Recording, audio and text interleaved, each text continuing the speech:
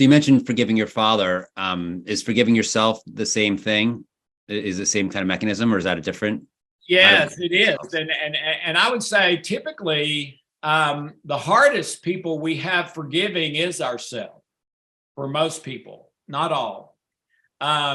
So yes, in every relationship issue, we said every issue is a relationship issue. So start looking through those and finding ones that have anger or unforgiveness or whatever.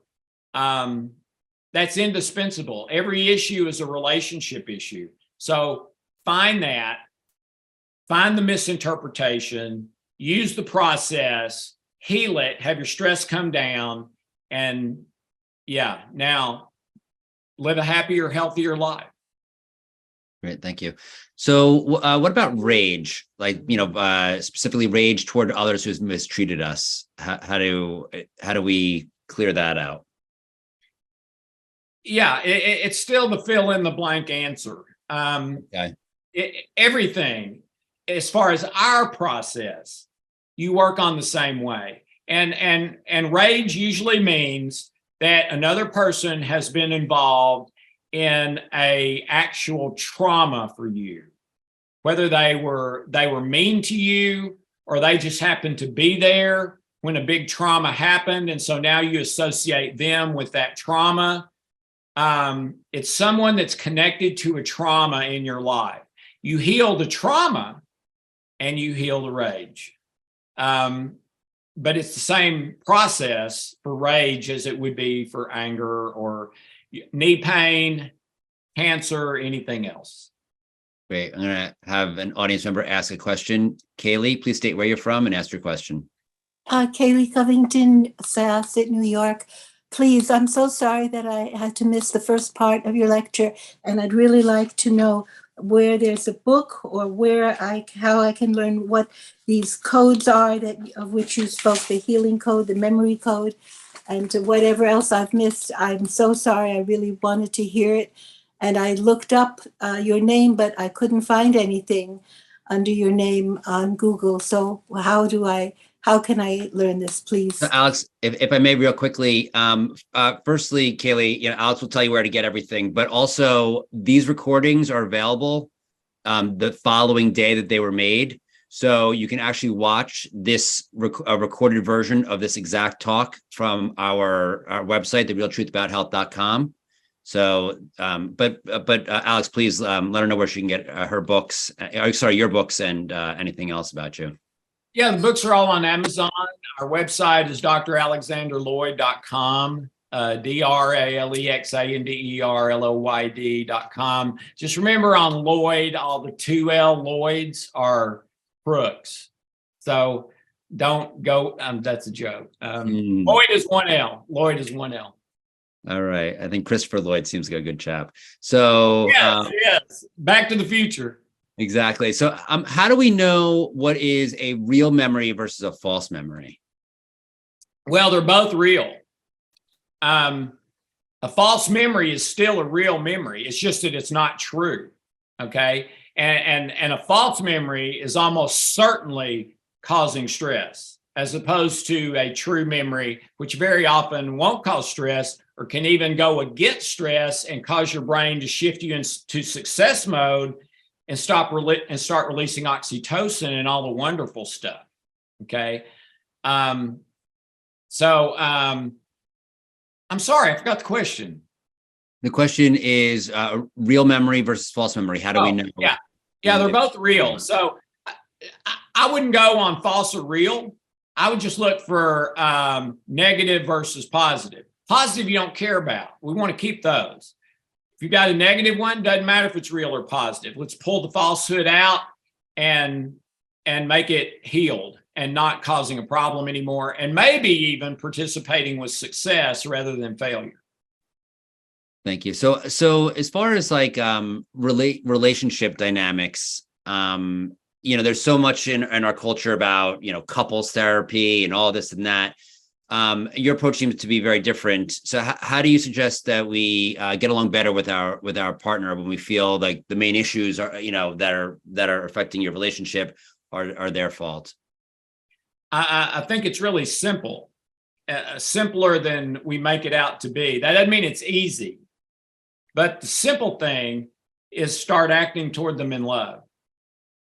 And I don't care what they've done to you. On your part, start acting toward them in love now. It will benefit them. It will benefit you. You may be saying, but Alex, you don't know what they've done to me. I don't care what they've done. If you holding unforgiveness toward them, it may not be hurting them much at all. I guarantee you it's hurting you big time. So you need to forgive them for you. All right? For them too. It's the right thing to do. But you need to forgive them for you. All right? So start loving them. So anything you have been doing or are doing now that is not love-based, I would say stop, or at least reevaluate and say, okay, I want to start behaving toward this person out of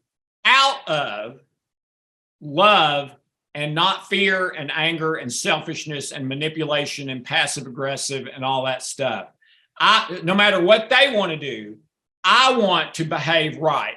I want to behave with integrity, with kindness, respecting the other person, even if they disrespect me. Now, that doesn't mean you stay with them. You may need to get away from them if they're hurting you or being mean to you. But you still need to forgive them and love them, even if it's from a distance, or it will hurt you. So, yes, you need to do a genealogy, start asking questions about your ancestors, see if you can find common threads that come to you, and then see if you can resolve some of those issues from your ancestry that are operating in you today. And that absolutely is real. Thank you. And we live in a culture where we medicate everything. For depression, for example, people take SSRIs and other types of medication. How do you suggest that we get rid of depression, and how does that play in this context of medications? Yeah, I'm not against medications, but I would my place is use them as a bridge only, and see them as a bridge. And when I get to the other side, and my depression or anxiety or whatever is better, then I'm going to quit taking them when I no longer take them. And when my clients ask me about that, my answer is the same every time. Prove to your doctor you don't need them. And we need them to do that, because we need the mainstream standard medical doctors to start hearing over and over and over and over from people, my depression is better. I don't qualify for depression anymore. I don't qualify for anxiety anymore. And then we need the doctor to ask the patient, what have you been doing? How did you do that? Going from needing depression meds to not. And then the word will spread, not just about my stuff, but about all the stuff. There's alternatives that work for these things. And we need medical doctors and everyone just to know that they're available. Okay. So I would say use them as a bridge. If you need it, use it. But then the other side of this is Dr. Irving Kirsch, a medical doctor at Harvard Medical School, did a special edition of 60 Minutes where he stepped out on the stage of 60 Minutes and said, antidepressants don't work. This is a medical doctor from Harvard Medical School saying this. So imagine the weight of this, all right? Antidepressants don't work. Then he started naming all these other health problems. And he said, and the meds for these don't work either.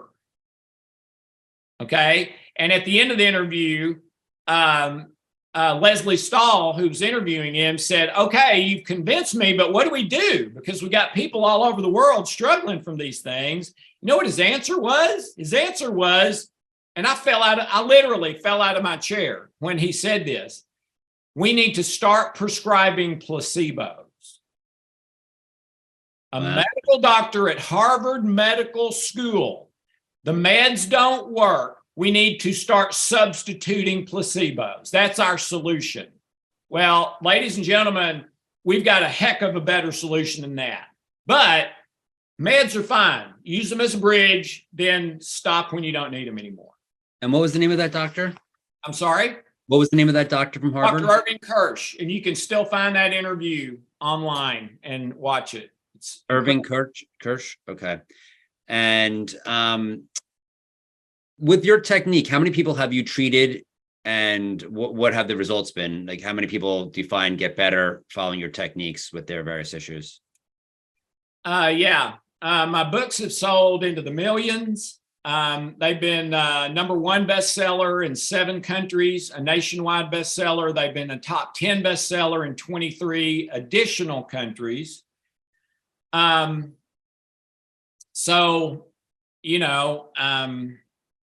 You've got those people in our company. As far as people that come to us for help, my best estimate, we've tried to track that over 23 years, and we haven't been able to accurately. My best estimate is we have personally touched somewhere around 1 million people. And as best we can tell, we have about a 97, 98% client satisfaction rating. All right. When we've done a little bit of investigation, that 2 or 3%, they usually aren't doing it. Some of them are, but there's usually a number of them not doing it. The medical testing, remember, was 87%. The double-blind studies were 100%. Every single study ever done has said it works. And on every issue they've ever tested, 40, I think close to 50 now, life issues, physical and non-physical. So we've got proof that it works. If you go to our website, and I mentioned it before, you'll find a button that'll take you to hundreds and hundreds of stories people have posted themselves about their own healing. You can read to your heart's content. Great. And with that, we're going to end our Q&A. I would like to thank you. And if we could unmute the audience. I am, but she's really fast. Great. Oh, okay. There he is. Just a little off. Thanks so much. Thank you. So that's why I